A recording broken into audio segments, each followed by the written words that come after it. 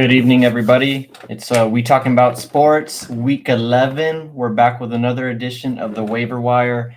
It's a two-man show this week. It's me and Ben. We're running the pick and roll. We're not worried about it. We've played rec basketball together. We've had some success on the court, so there's some chemistry there. Ben's found me on a couple of cross court passes. I finished a few here and there, but I have missed a couple of those passes from Ben before, so I got to throw that in there. Ben, how are you doing tonight? I know you're watching some basketball, but how was your week 10 of football before we talk about anything else? Overall good. Fantasy was really good. I mean, everything was good. The only bad thing, I lost the game by 0.04 points. I am a fan of the decimal point, so we don't have ties because everybody hates ties in football. Yep. But it sucks to lose like that, and it came down to needing Josh Allen to get 18 points on Monday Night Football, and just the turnovers kind of blew that game, so that was the only dud of this week for football. But overall, it was a pretty good week. We had some upsets. We had, some teams come back and look like themselves. And in fantasy football, I think that we had a lot of situations to where the waiver wire could come in pretty crucial here down the stretch. Yeah, for sure. And just to touch base, and I don't want to hit too much on it because I know it's like a sore spot right now. It's still early in the week, still getting over those losses. But I lost a game by 0.15 off of that James Cook fumble in the beginning of the game. If he doesn't have that fumble, I would have won. I think I lost 93.5 to 93.35.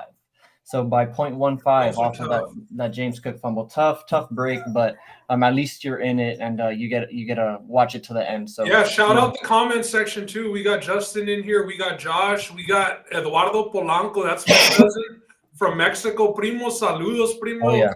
Saludos, primo. So yeah, happy to be here on this Tuesday. Let's get into this waiver wire show rolling. Let's do it. Let's do it. All right. Without further ado, let's go on to it. There are some bye weeks to talk about. First, Josh, you're noting a running back down there that we are going to get to talk about here that is in the concussion protocol. But first, let's get to the bye week. Pictured here is Alvin Kamara because the Saints are on the bye. He's been a running back that's been tearing it up all year. You got the Falcons on the bye, Patriots with a few players there, and then Colts, of course, with Pittman and Jonathan Taylor, Zach Moss. Ben, any players here that you're looking to replace personally, or any guys that you're looking to stream for? Yeah, Jonathan Taylor. Jonathan Taylor is somebody who I think a lot of people have come to rely on as of late in fantasy. He's got a late bye week. Hopefully here he gets right, for the playoff stretch in fantasy football. But, Kamara and Jonathan Taylor, I think, highlight this. Bijan, some could say Bijan did have a good week last week.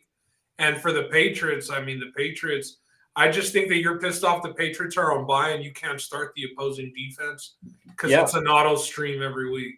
Definitely an offense that you want to target if you're streaming defenses from week to week. And some controversy going on in New England. Who knows who the quarterback's going to be? If they're going to go with Mac Jones, you might see some crazy stuff down the stretch. Yeah, what did you think of them benching him for the final drive, letting Zappy go? Bill O'Brien was going ham on Mac Jones, throughout the game. I think it's just a little bit of this, just them saying that they're fed up. Like, I know it's petty, kind of like dropping him at the last series of the game, and then Bailey Zappi, the comments that he had about the pick on the fake spike, which he threw into like triple coverage, had no chance of being completed, but obviously something going on there. Mac Jones, clearly not the guy. It's unfortunate when you miss on a guy in the first round. But I think they are going to have to try some other stuff out because this is not the first time that they've benched him this year. Didn't they bench him in London, right? Yeah, they did. So some guys here definitely to replace an offense that we're not going to get to target. But there were some injuries that are noted here. I mean, Josh talked about it a little bit earlier. Madison entered the concussion protocol. You saw Ty Chandler take over. We'll talk about him a little bit later. Mike Thomas, once again, finds himself on the injury block, probably not going to come back the way that it's looking. And then Deshaun Watson, just when he was turning the corner, might show that he's showing a little bit of life, at least both on the field, real life and fantasy wise. Catches another injury, probably going to be out another week or two. Ben, is there anybody here that you're scrambling on, or Madison looking to pick up his backup, anything like that? Yeah, I was a Madison owner, and to be honest, it was news to me, that Madison was injured when we were going through it before we came on. So I didn't catch his concussion, but I am a Madison owner. Was a Cam Akers and Madison owner. Ended up dropping Akers. Said, okay, I've got my RB1 here in Madison. Now he goes down with the concussion. The offense with Dobbs has been good, so we are going to talk about his replacement. I think it's going to be probably the pickup of the week. Yeah, definitely, and that's kind of where we're gonna go to here. Just not gonna waste any time. And I do want to say before we move on, unfortunate for Mike Thomas because it looked like he was having a pretty good year in terms of just coming back from all the injury. Hadn't really played the last few seasons, but finds himself out once again, and so some other guys might step up there. Fortunate for Chris Olave owners. Chris Olave had himself a game this week. What do you think about Rashid Shaheed? I don't know if that's his name. Yeah, I mean, Derek Carr got injured. We saw Jameis go out there and finish the game. Jameis was slinging it. He was still slinging it, not scared to throw an interception. Jameis, he's got that 1 second memory, baby, that quarterback memory. So he's about it. I'm happy for Olave. I don't think whether it's Carr, whether it's Winston, I think Olave is going to get the ball, without Michael Thomas. But Shaheed probably becomes a flex option. You got to think that he sees, maybe 3 more targets a game, 2-3 targets. And for him, usually when he does catch the ball, it's, pretty big plays. It's never anything just light. Yeah, and, I heard a stat on a podcast I listened to about Shaheed. He's had, out of the 10 games that he's played, a catch over 40 yards in 4 of them. So that's almost half. I mean, if that's exactly what you want out of a streamer type guy, right? Wide receiver 3 that you're going to plug in there. Hopefully one of those leads to a touchdown and you're looking at 10 points right there. The Saints are on bye though, Roland, Yeah, so for sure. I'm just talking about down the road. Yeah, for sure. So let's move on though, because we do have a question related to Alex Madison, and that's the first guy that we're going to talk about here. Ty Chandler, only owned in 3% of leagues. You saw him come in last week for Madison when he entered the blue tent, as we all like to call it, 45 yards on 15 carries. Didn't have any catches, but did get a touchdown. So about 10 points there. He's got a pretty good matchup in terms of just the overall rankings, even though the defense has been playing better. Going up against Denver, got a 12-point projection, only owned in 3% of leagues. Ben, going to ask you the question because we talk about fab here. How much are you willing to spend on this guy if you have some fab left over at this point in the season? Are you talking about maybe 25% of your overall budget? We got to talk realistically, and this is probably a 1, maybe 2 week fill-in. When Madison comes back, you got to think he's going to get his job back. I don't think that Ty Chandler, if Cam Akers didn't get in the way, of him fully getting his job taken, I don't think Ty Chandler is. If you need a win now, if you're somebody who's not struggling for wins, this is not like a surefire. This is not like a Jerome Ford, right? Pickup when Chubb went down. I don't think by any means. So if you need a win, I think this is somebody you probably go after if you're a Madison owner, and you have Mostert as your backup running back, and A-Chain's coming back. You might go after this guy, but as far as a fab dump, Roland, I don't know if I'm throwing too much. It is late in the season, right? So it's kind of getting to that use it or lose it point before playoffs. So if you're a Madison owner, you go after him, but I don't think you spend too much on him just with a concussion. Yeah, I think you're looking at maybe like 15 to 20%. Depends how desperate other people are in your league too. There might be guys that are in a pinch this week, need a bye. Like there's some big running backs on the bye week this week. There's a lot of Kamara owners out there, a lot of JT guys, Bijan people. So even Stevenson and Zeke these past few weeks. So a lot of big names on the bye. So Ty Chandler definitely in play. So I would go about 20%.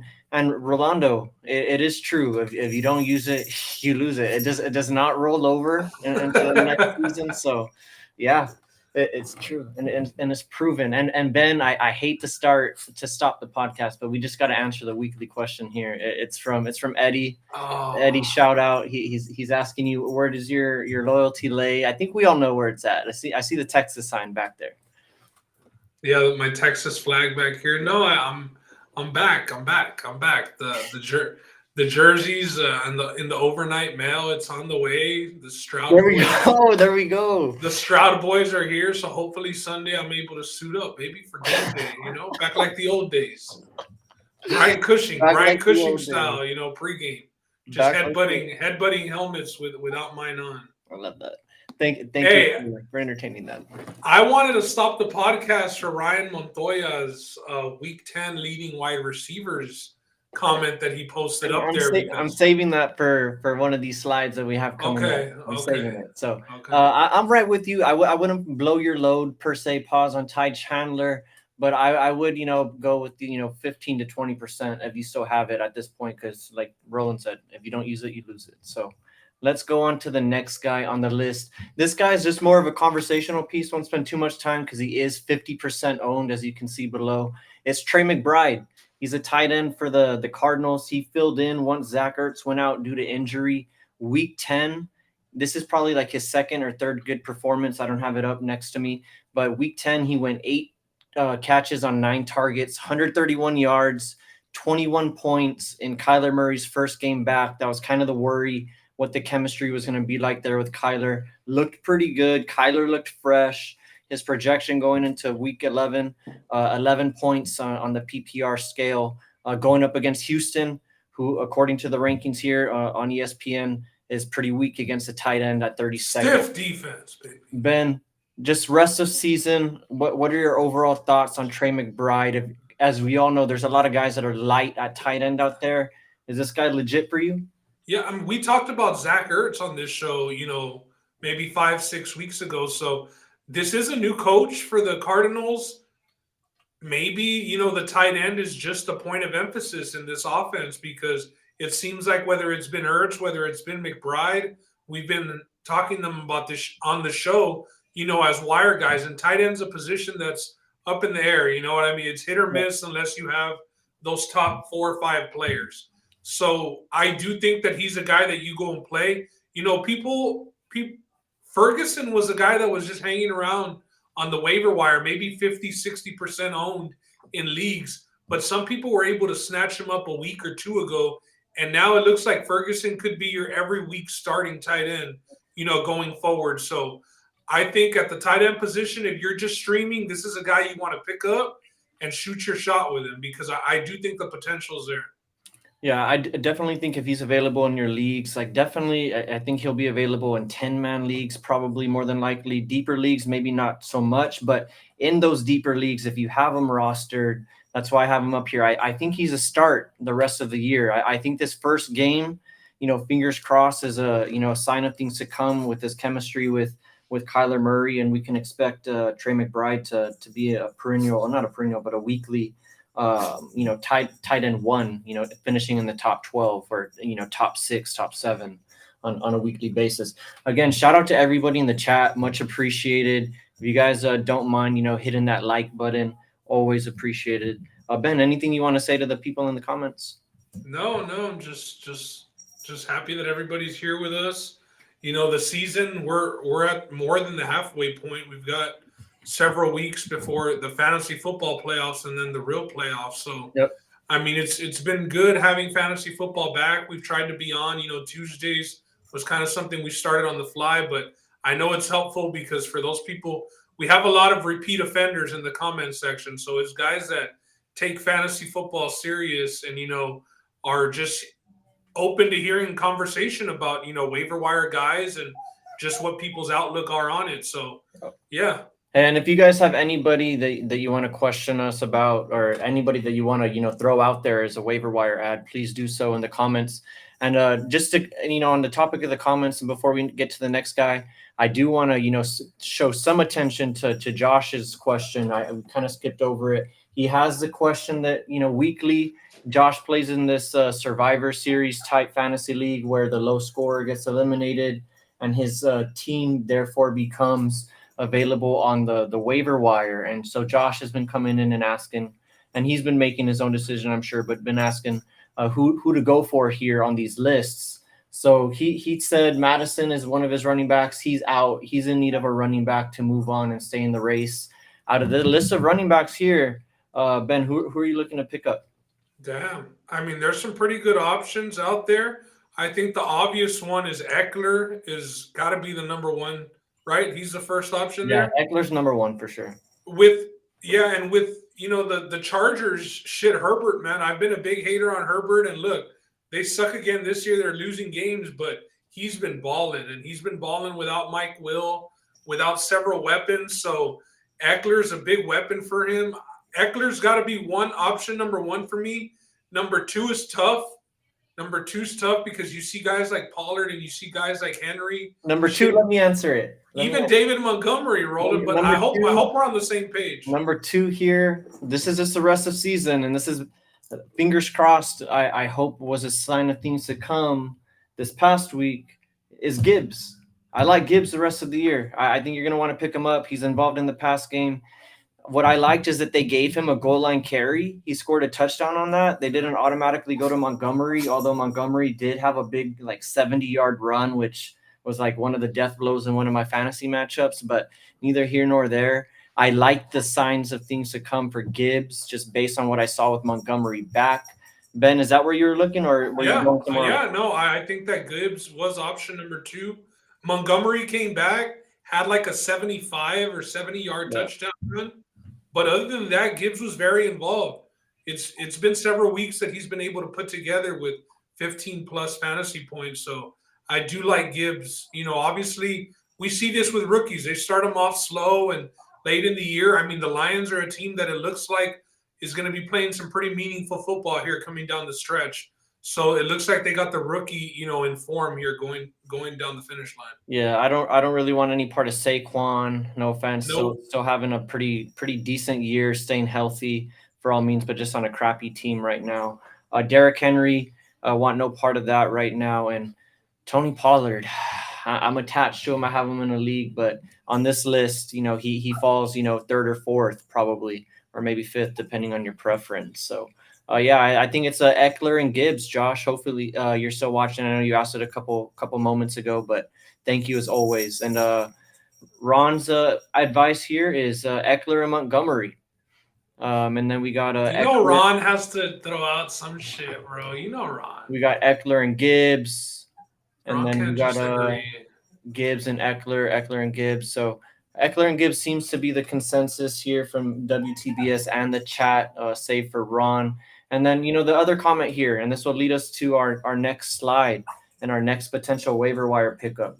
None other than Mr. Noah Brown. I'm going to hide the comment real quick so I can just read off his stat line. Just one moment. 7 catches, 8 targets, 172 yards, didn't touch the end zone, but still got 24 points PPR-wise. Has a modest projection, 8 points. 16th ranked defense against the receivers, going up against Arizona this coming week 11, and ownership in terms of ESPN 27%. So pretty good chance he can be had even in deeper leagues. Ben, is this a guy that you're looking to pick up and maybe roll the dice with? Because hey, he obviously has a connection with Stroud. I don't think Nico Collins did. He didn't play this past game. He didn't play. Still out. So that's probably the kicker. So what are your thoughts on Noah Brown? Yeah, that's the kicker, and I think it's a pretty big kicker. I mean, Noah Brown is good. He's shown that, he can make plays, that he has the juice. And, just going back to Ryan's comment, Dalton Schultz, another weapon on this Texans offense. But, yeah, the Cowboys have had a lot of talent go through there, and we still have people questioning if Dak is the guy. I think with all the talent that's gone through there, it's pretty obvious, if you haven't been able to get over the hump, that you're not the guy. We still have some people willing to die on that hill that Dak Prescott is the guy, and there's just been too much damn talent go through there. I know that in this sense, it was like, look at what they've let get away. Yeah, but I mean, they traded away Amari Cooper. They traded him away. Yeah, but just to get back to Noah Brown, Roland, how many guys do we think that? I mean, I know C.J. Stroud is he's throwing 5 tuds a game. I know that everybody. He's like, yeah, He came out in MVP rankings, so he's got odds now for the MVP race. The only rookie up there, but how many guys can he support? Can he support Tank Dell? Can he support Nico Collins? Can he It's support Dalton Schultz and then Noah Brown? it's Because Noah Brown's nah. option number 4. I think you're getting into this territory where hopefully, and I'm being positive here, CJ Stroud, he's like you mentioned in the MVP race. He's looked to be legit. I think he's in that stratosphere right now, the way that he's playing, that he can support 2 to 3 guys on any given week. But the problem is, like Edgar mentioned, way too much ball to go around in the H. We talked about Nico being hurt, and he mentions all the guys here. And we just mentioned about a Tank Dell. We haven't even really mentioned. You got Woods, which I think Noah Brown has kind of surpassed. I think Tank Dell's kind of surpassed Robert Woods personally. But yeah, it's still a lot of mouths to feed. And what I'm getting at is here, I think Stroud can support 2 to 3 guys, but you're going to end up having a guy or two that gets, elbowed out of a big fantasy week each week. And that could be Noah Brown. The question is, out of all the Texans receivers, who do you think is the most legit on a week-to-week basis? Is it for you? Is it between Nico and Tank Dell? 100%. And honestly, I know it's only been 1 week that Nico's been out, and Nico has been a top 10 wide receiver. He missed a week, and he's still in the top 15. But man, the Tank Dell was out a while, and it just seems like him and CJ Stroud, really have like that rookie connection, bro. Because Tank Dell was, he was a second or third day guy. I think second day, drafted guy. Obviously, if you watched college football, you knew that he was a dog. He was just one of those undersized guys, right? But he was the best player that Houston had, the University of Houston. So they really do have a good connection. I think that Tank Dell could surpass Nico Collins, as the number 1 target. But Noah Brown would be the 4th guy, after Dalton Schultz. I think, this guy might be a free agent in a lot of leagues as well. I think Singletary might be worth an ad.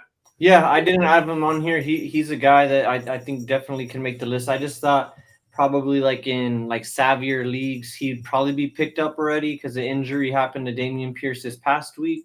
But if he's still there, to your point, Ben, I do think Singletary's legit. He showed some juice. I watched some of that Texans games last week against the Bengals. I had it on just playing there on the TV, and he looked good. Edgar in the comments saying Dalton Schultz could damn well be an auto start rolling. Oh, yeah. Yeah, I'm there with Schultz the rest of the year. And again, this just all goes down to CJ Stroud. The way that he's playing, the potential for each guy that's proven to be an integral part of the offense each week is going to be up there. So Dalton Schultz, he has his routes each week. No one's eating at that or taking away from that. As long as he doesn't get hurt, Schultz is going to get the looks, and it's just a matter if he catches them. I mean, he's had some big drops, and he could have had some way bigger games earlier than the pops than he's had recently. So, yeah, I like Schultz the rest of the week, the rest of the year for sure. I agree. I agree there. All right, so last guy, and then we can, again, throw out some names there because this guy kind of fits the mold as just a shot in the dark, is Jaden Reed, slot receiver, pretty much speedy gadget guy for the Green Bay Packers. Runs a lot of their deep routes, kind of like a Shaheed for the Saints. 5 catches on 5 targets this past week for 84 yards, got 19 points. I don't know if he scored a touchdown or not. I think I might have left that off. Yeah, he did get a touchdown. That's how he got to 19 there. 8 points projected in PPR. Got a pretty good matchup against the Chargers. Only owned in 15% of leagues. Ben, this is really just, again, a question that'll lead us to the next slide between Jaden Reed and, Christian Watson. Do you like Jaden Reed's prospect here, or are you just really not interested in this Packers offense at all? I'll like him as a prospect in the sense that I'm willing to see what he does the rest of the year, but I don't think it's an offense that I want to get involved with unless, you're in serious trouble. But wide receiver is a pretty deep position. You know what I mean? So I don't know if you want to involve yourself with the Packers offense. Their negative game script, might favor them throwing the ball in some of these games, but it's just too much of a wild card, to be honest with you. I know that we're going to talk about the other dude, but I wouldn't. The Packers is they don't interest me at all this season, bro. I mean, I think Aaron Jones might be, the only startable player on that team. If that, Yep. they're not a good football team. Not a good football team, and it's just disappointing. I mean, props to Jaden Reed because he did pop this last week, but even in the good offensive game that the Packers had, their main receiver that you thought would pop, didn't. So that'll lead us to the next one. I'm on Jaden Reed. I like him just because I think he's had at least. Let me see. I'm gonna pull it up real quick. Could he be like the Rice kid out of the Chiefs? Could he emerge like that? Do you think? I think so. I mean, he popped early in the year, and then he's had three out of four good weeks, 11, 12, and 19, and he scored 2 touchdowns in the last 4 weeks. So I think he's in that same like Shaheed. Who's the other guy that we just talked about? Noah Brown. He a little bit lower than Noah Brown, maybe just because I think the offense is crappy, but he's proven to have that juice. I think he can blow the top off of a defense. Has proven to do that. But Ben, any other guys that you want to mention here on the waiver wire that we haven't talked about, other than I think you talked about David Singletary? Yeah, David Singletary, just to go at him. Just quarterbacks for this coming week. Listen, Sam Howell might be Ryan Fitzpatrick. Not necessarily. I'm just talking about fantasy wise. That kind of odd guy, Bull will go to the grave. We might write it on his tombstone for Bull. Started Ryan Fitzpatrick in a fantasy football championship game. At quarterback because it's Sam Howell, bro. I mean, it says that he's QB4 on the season. He's a slinger. He's a slinger. If you're a Josh Allen owner, they're going to have their bye week coming up here soon. There's still several teams with their bye weeks coming up. So, Geno Smith and Sam Howell, they're still out there. You might want to stash them, a week in advance. That's all I'm saying. I like Sam Howell. I mean, would you take him over? And this is just based off of his recent play, Dobbs. I would say. Well, Dobbs, I think is already solidified. But what about Russ? What about Let's Ride? I mean, he's done pretty good. 18 and 19 the past 2 weeks. That's okay. I mean, that's okay. Sam Howell's putting up 30. But somehow like Russ, they're Jekyll and Hyde, right? That What I will say is shout out Russ for keeping Cortland Sutton or Cortland Sutton keeping Russ relevant. I mean, that touchdown, I know, I believe that's why you tweeted that was a professional football catch. Like, no, that was a hell of a play. It looked out of bounds in real time when we saw it and they called it out. But when you look on the replay, I mean, wow, what a catch. Cortland Sutton, surprisingly, wide receiver 24 on the season. He's the guy there. It's not Jerry Jeudy. It's not that tight end. Everybody wanted to do good all season and hasn't done shit.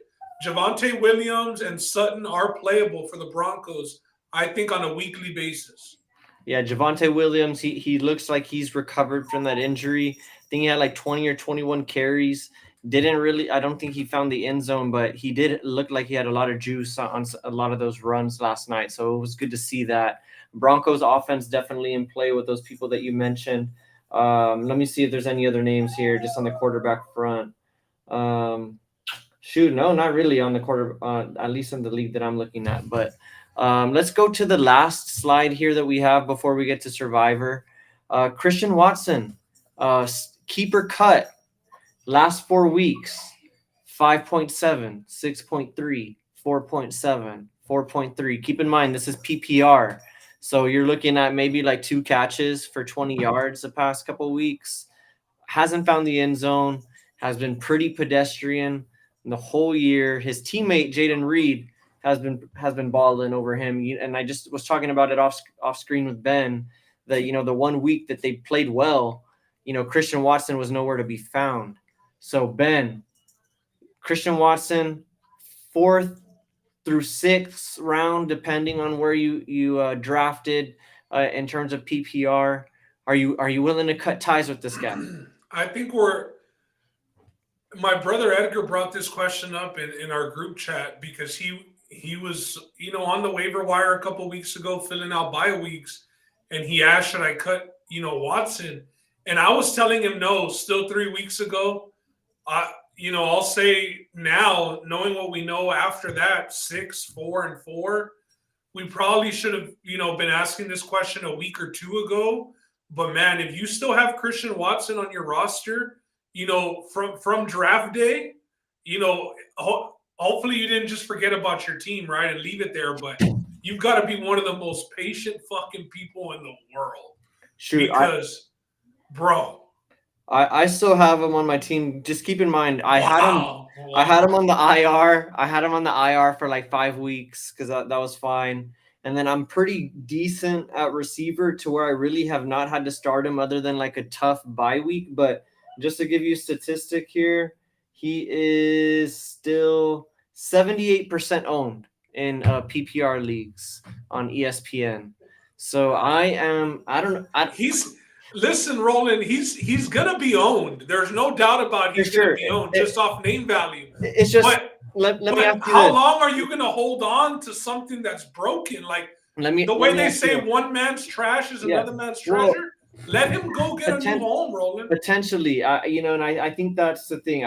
It may end up being that, but what I was gonna ask you was they've given him the opportunity. They set him up. They throw him end zone or red zone passes or red zone targets. He's always a deep guy. They give him those looks often. One of those led to an interception on a great play by Patrick Peterson, and I forgot the guy who caught the interception actually. But anyways, the opportunity is there. But the question that I wanted to ask is, do you still, just positively thinking, have those touchdown weeks that he had last year in your mind, or do you think that was maybe just all Aaron Rodgers just setting him up, and he can't do that without Aaron Rodgers? Because I'm a little I'm just disheartened.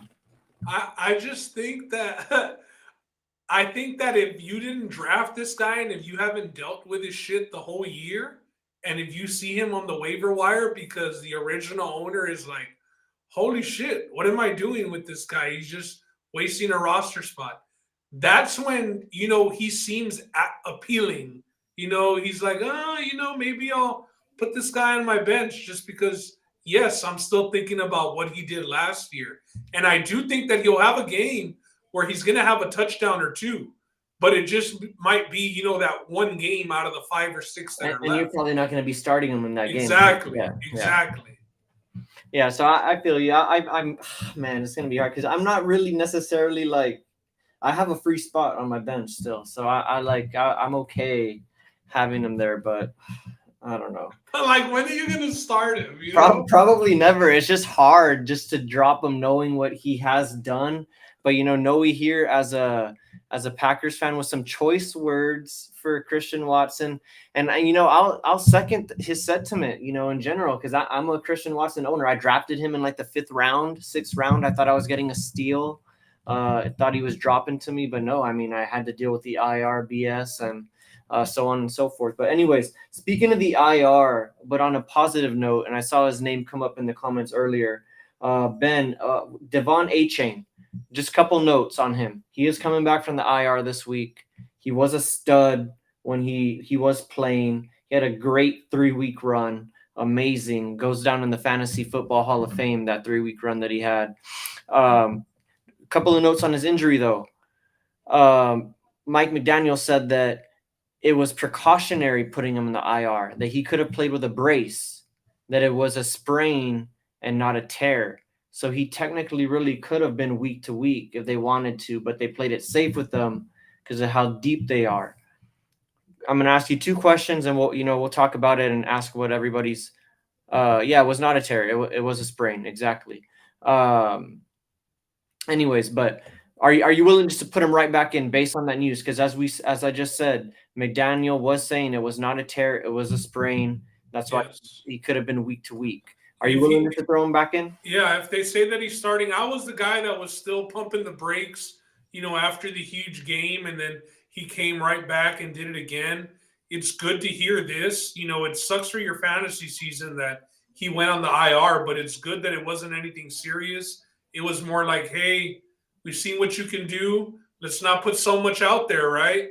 But when you come back for that playoff push in the playoffs, you're going to be good to go. So I do think that he's an auto start. I think he's probably going to finish as a top 10 running back this season. I know, those huge games that he had prior to getting injured are going to help because that shit 3 or 4 of some of running backs' weeks. But yeah, A-Chain is an auto start as long as they say. I mean, have they said for sure he's going to play this week? Yeah, I mean, they opened up the window to return to practice. So I guess his first opportunity to return to practice is, I guess, tomorrow. Yeah, and tomorrow's going to be his first opportunity. So I imagine he's going to show up, have a full practice. And the second part of this is, are you worried if you're a Mostert owner? Big time. Or are you looking back and saying, hey, they were both supported even on that 3-week Hall of Fame run that A-Chain had? They were, but the writing was kind of on the wall. And if you went and you were shopping Mostert around during that time, nobody was biting, and he was running back 2 or 3. Yeah, dude, I couldn't get anybody to bite on at Mostert. all. At all. I still have him, and you know what? He's been serviceable. He had ride him till the wheels fall off. Hey, let's just ride him to the wheel. Like, that's going to be an offense that might be able to. If he gets a touchdown, we're good. And they're going to score several touchdowns. It's just funny because I love Mostert. I've had him on my team more times than I would have liked. And again, every time he's healthy, he's a beast. Yes, exactly. But it's just you always know that the injury is coming. Knock on wood. I hope it doesn't happen this season. But hey, it hasn't. But you have to think that it's going to come at some point, and he's going to miss a game or two, and then A-Chain's going to be primed to have like 20 points or a 20-point projection, excuse me, and then go off for like 40. And then the other guys, Ahmed and Wilson, are you cutting those guys right away or still holding on if you have them? So that's the thing, like, because those guys, Ahmed has been getting some touches, Wilson has. You would have thought Mostert would have gotten an uptick in carries with A-Chain out, but A-Chain's going to come back and take those guys' carries, right? It's not going to eat into any of Mostert's. Yeah, I think those guys are going to lose their carries. I think Mostert, man, I think things are just going to go back to the way things were prior to A-Chain's injury, pretty much. So however that was looking, I think it's going to be 3 guys. Whoever the 4th guy is will probably be the odd man out, and they might maybe get a carry or 2 just because of the way they shuffle in the running backs. But who knows? If Mostert gets hurt, it might pay to keep a guy like. Chill out with that. You said that too many times already, Roland. What? Oh, Mostert getting hurt? Yeah, man. Stop. Yeah. I don't want it to happen, but it's just one of those things. It's bound to happen. It's just chill out, bro. When you speak things into the world like that, it's just not good. That's true. I hope not. Mostert, I hope you're watching first of all, but if probably not. But I hope you don't get in there. Let's tongue in cheek. But shout out to Alan. Alan, you're always here in the comments. Shout out Alan. What were you and Ryan, we try and do every Tuesday. Sundays are usually always a go. Sundays around 10:30 in the morning. But Roland Bull had a good question here. I know it's in our home league, so I'm going to answer it honestly.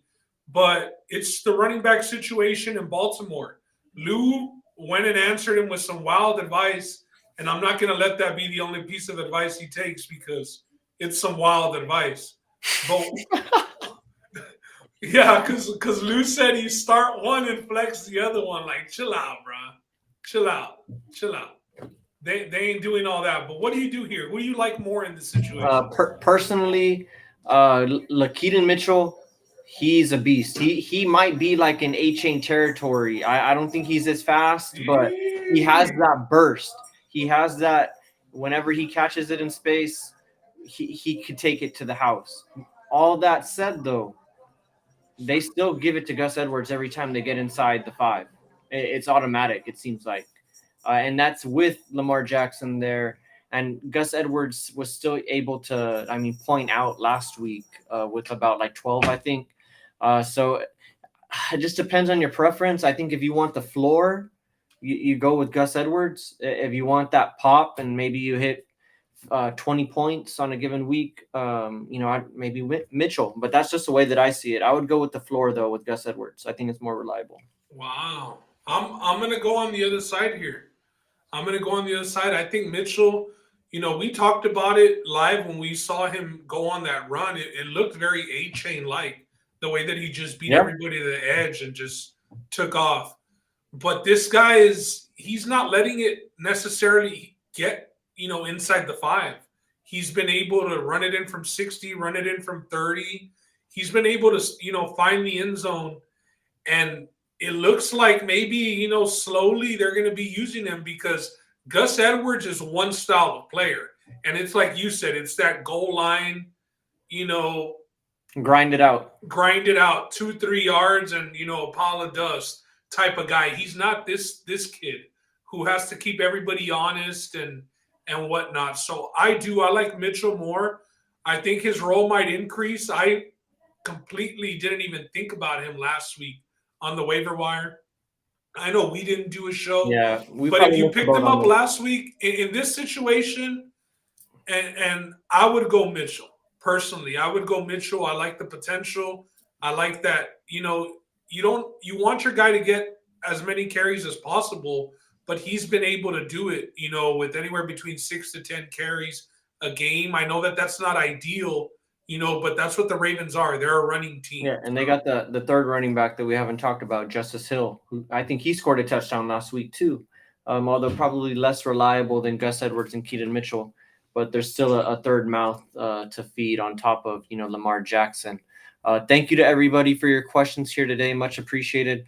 Before we get to Survivor Pool and wrap up the show, Ben, there's a trade that they're talking about here in the comments. And share to expound upon that. A trade went down between two individuals in a home league, and it was a blockbuster. It was, player A receives Lamar Jackson, Josh Jacobs, and Michael Pittman, and player B receives Mike Evans and Patrick Mahomes. So that's considered blockbuster. It's, I think, the swapping of the quarterbacks, Lamar and Patrick Mahomes. It hasn't been the best year for Mahomes. It's really surprising as to how he has such good odds in the MVP race, because this has not been an MVP season by any means for him. But yeah, big trade. Mike Evans and Mahomes find a new home, and Josh Jacobs, who's come on, early he sucked. He's here at running back 5. This is a half-point PPR league, so yeah, I'd consider that a blockbuster trade. So it was Patrick Mahomes, and what was the Mike Evans. Mike Evans for Lamar, Josh Jacobs, and Michael Pittman. Ooh, that's tough, man. I definitely like Mike Evans over Pittman. Have never really been a Pittman fan myself. But I like Josh Jacobs myself here. I think that's a winner in this trade for me. Josh Jacobs is running back 4, I think, in PPR leagues. And then you got Lamar Jackson, even though he's had an off couple of weeks. And it's pretty frustrating because the Ravens have been scoring so many points and Lamar Jackson really hasn't been producing. Last week he had 13 points and they scored 30, bro. Yeah, that's pretty crazy. So the winner of this trade for me is going to be the team that got Lamar Jackson, Josh Jacobs, and Michael Pittman. I don't know. That's what you were thinking, because I do agree with you. Patrick Mahomes has been kind of supported. I don't want to use the word supported because he still is Patrick Mahomes, but the defense has been pretty stout for the Chiefs this year. They've been holding teams in check, and Mahomes has had a lot of questionable decisions throughout the season. So yeah, I like Lamar Jackson, Josh Jacobs, and Michael Pittman. And Michael Pittman's sneaky because he just plays in a shoot it out type team. You got Minshew as a quarterback, never know what you're gonna get. And then that's where I'm going. The only thing is, I think Mahomes, I think his best games are in front of him. Like we said, he hasn't played that well. They're off the bye week. We know about Andy Reid off the bye week. We know that on the Philadelphia Eagles, you really can't run the ball because of that front 7. I think Mahomes is going to have, 3-4 touchdowns this week against Philly. I think his best games are ahead of him. I do like Josh Jacobs in that trade. And with Mike Evans, I think that you sold really high because Mike Evans just had, his game of the season going for like 160 and a tutty or 2 touchdowns. But he went absolutely crazy this week in fantasy football. So, it's a good sell high, and maybe both of those players involved in that trade had some sentimental value with a couple of those players. So yeah, I think it's a pretty even trade. It's considered a blockbuster, with Mahomes and Lamar Jackson, 2 league MVPs in the trade. But the old 3 for 2, Old 3 for 2. I like it. Allen here siding with the side of Patrick Mahomes and Mike Evans. And just to comment, just outside of the trade, Mike Evans, another professional, just the guy that keeps on doing it year after year after year. Want to talk about quarterback proof? I think Mike Evans goes down in the dictionary. Similar to Hopkins, dude. Yeah, getting it done with Baker, you're quarterback proof, buddy. Yeah, for sure. I'm just going to wrap up here in conclusion. Shout out to everybody that stuck with us here, going on past 45 minutes, past 10 o'clock here. Got to get to sleep and put in those waiver wires here before we get to bed. But Survivor Pool is wrapping up. We only got 3 players left. Shout out to me. Shout out to Ron. Yeah. And shout out to my boy AJ Maldonado. He's one of my friends from work. Invited him, and mistakenly on my part, but he's one of the other guys that's here on the Survivor Pool, has had some pretty crazy choices, been riding the line, but we find ourselves here, 3 guys left, getting down to the nitty gritty. Couple of obvious plays. Ben, I don't know if you're keeping track with Survivor just in general and just looking at the spreads, but any plays here that you like? I'm keeping track, because the pod better win it. You know what I mean? Obviously, whoever wins it is gonna get the cash prize. But shit, we got a podcast. We talk about sports. Let's go out there, host a Survivor Pool, get everybody to join, and then run their pockets. You know what I mean? Like a real sports podcast should do. So I'm pulling for you and Ron. I don't know AJ. I'm sure he's a great guy. Yes, but I wish the worst of luck to him, bro. I wish the worst of luck to him coming. I appreciate that. And like Ron said, let me do a little bit of recap on week 10, what happened. We had 3 guys on the Cowboys with the obvious play. We all burned it there. We all said, hey, there's no way DeVito is going to beat us. So we chose the Dallas Cowboys. They took care of business. And the guy who lost, I think it was Jaegerbaum, he used the Texans. Not used the Texans. He used the Bengals, and they lost to the Texans.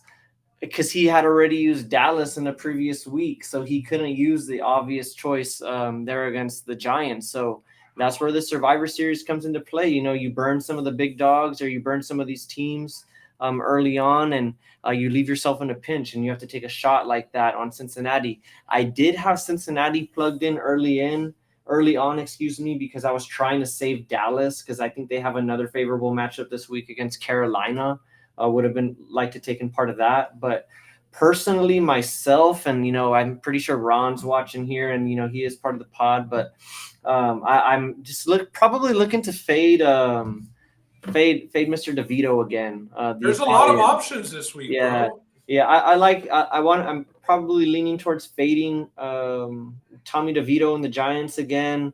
Although I am scared of Sam Howell, you might get a bad game from him. I've already burned Detroit, so that's not an option for me. Just burned Dallas last week. Are the Bills? Have you burned the Bills? Are they too untrustworthy? Yeah, I burned the Bills, but that's a good question. I think they're too untrustworthy right now. Against the Jets, a team who's already beat them once this year? The Jets have already beaten them. The Jets have absolutely no offense. I feel bad for that defense because they go out there and they play respectable each week, and more than respectable, but they just can't get it done. You would like to say Buffalo is a sleeping giant, but it's just too much for me. I wouldn't want to do it just the way that they're playing. But Commanders against the Giants is a pretty good pick. I think if your buddy who you said has been riding the line, he might be looking at the Commanders. He already faded. He faded Arizona week 1 with Washington. so he can't Okay. use Washington. I'm going to call out his pick, Roland. I know he's got some pretty good picks left, so maybe he's done fucking around because you had mentioned he hadn't used a lot of teams. But if he's going to kind of, walk the line again, there's the Dolphins against the Raiders are an obvious choice. Yep, that's I an think obvious one. the Lions against the Bears are a pretty obvious choice. He already went with the Cowboys. Can't pick them. If he still has the Niners, they play the Bucks. That's another pretty obvious choice. Niners look to be back. Yeah, but the Texans against the Cardinals. That is one that I'm looking, and I think he might have. I don't know if I have to pull it up. Maybe Ron has it on his phone. I don't think he's used the Texans, if I remember correctly. I'm thinking I might want to use the Texans this week if I don't go with the fade that I'm talking about with DeVito. Just because, well, actually, man, I don't know. Kyler Murray looked pretty good last week. That could be a pretty competitive game. I take that back. The game is in Houston, so that is a good thing. But, we also really don't know if the Cardinals – I mean, they did win last week, right? So maybe they are trying to win, but we also know that they're wanting to get a good draft pick. They own the Texans pick as well. So win or lose for them, I guess it's a good thing, right? Because they have both picks in this coming draft. But I think the Texans do get it done this week against the Cardinals. That might be, the homer in me. I'm all the way back. I'm talking about the Texans game on a Tuesday, baby. Ben's all the way back, and I just have to give it to you. You're fully committing, so I got to give you that. Although you never did jump through that table. It was just a phase. It was a fling. You never jumped through the table. You never fully committed. You never got down on one knee for the Bills. So I got to give you props. Never fully filed for divorce. You were just legally separated from the Bills. Yeah. Not the Bills, from the Texans. From the Texans. For that time, so we just had to get some damn competent coaching, man. Like, look at the culture change. And I'm sorry, I'm really excited right now about Houston sports, but it's the same thing with the Rockets. Like, look at what hiring a competent coach does. Yeah, you go out and get Ime, you go out and get D'Amico.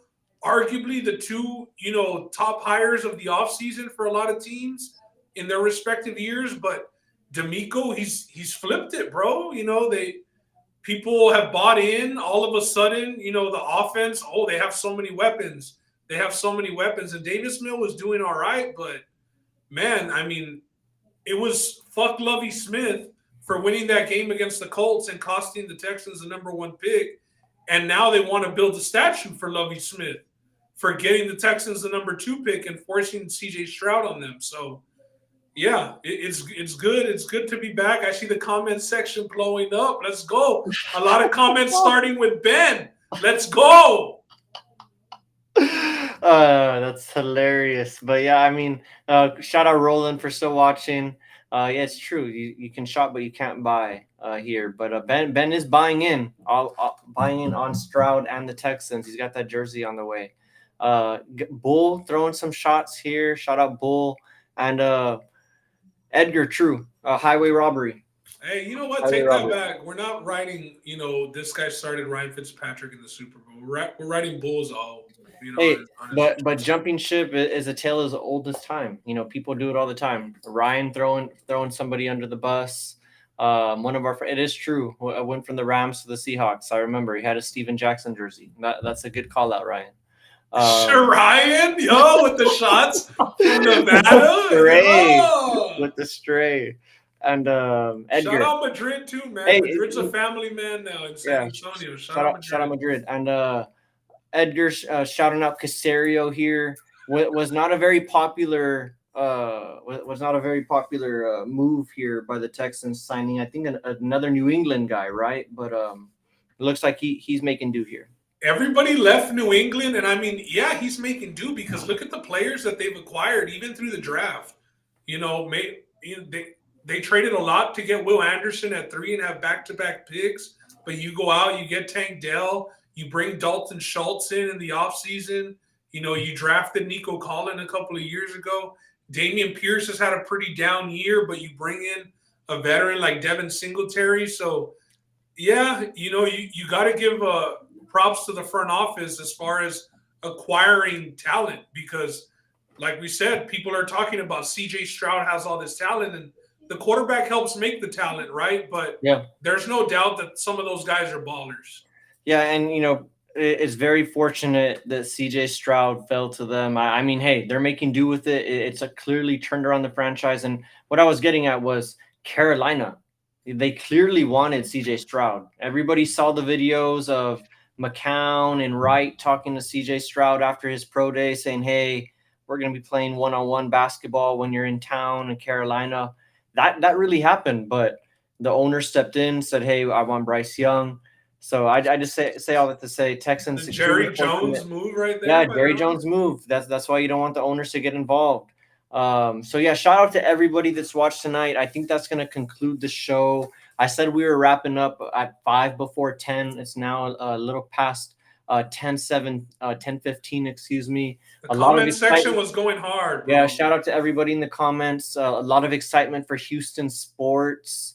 So hopefully, it ends with the championship for the Texans soon, but not before the Cowboys. Oh Not shit. before the Cowboys. I'm just saying for the Texans fans in the comments, for y'all's sakes, you guys just Nah, hope for. Roland. Nah, I hear it. Uh, I hear early signs. Hey, I have CJ Stroud on one of my fantasy teams, so I definitely have been following along with Tank Dell. So definitely like what they got going on. But again, shout out to everybody, much appreciated. Always hit the like button when you can, and as always, thanks for joining. I'm gonna try and find out